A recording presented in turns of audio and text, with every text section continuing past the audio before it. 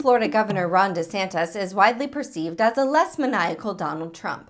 But Palm Beach County State Attorney Dave Arenberg told MSNBC's Morning Joe that DeSantis displays a number of troubling signs, such as calling for the arrest of Dr. Anthony Fauci.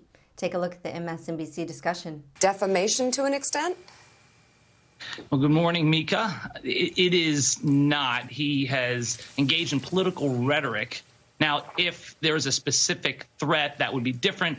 If there was specific incitement, that would be different. But, you know, that's a high bar. We learned that from January 6th, the fact that none of the leaders have been prosecuted for their statements.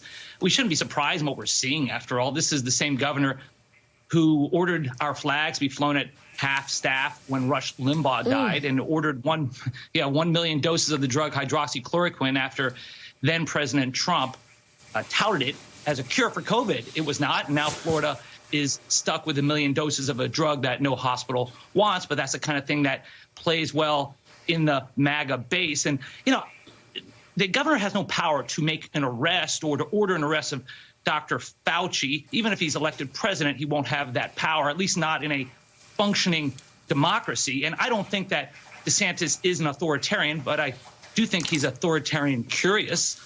I mean, he's starting his own little personal militia. That was something announced just a couple weeks ago, hundreds of people under his control. And now you have this threatening to jail one of his political opponents. It does resemble some of the socialist dictators he loves to condemn. He's like acting like Fidel Castro. It's more like a Fidel Castro cosplay where he's trying on the clothes and seeing if it will fit.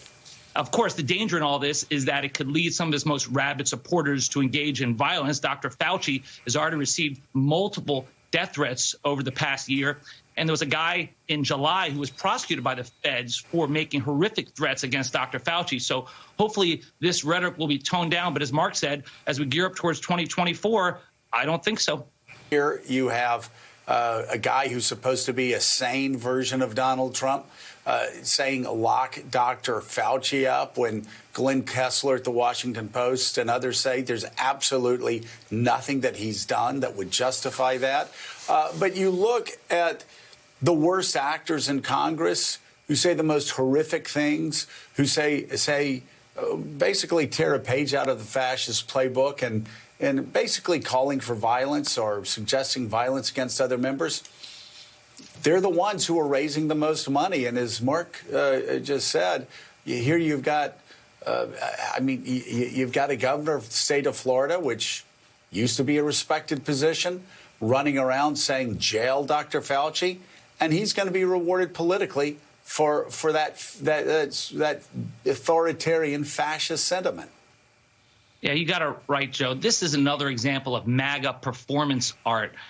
DeSantis' singular animating motivation is to become president in 2024, and he's trying to inherit the MAGA base. According to the Business Insider, Trump said that Ron DeSantis would be a good candidate for vice president if he ran again in 2024.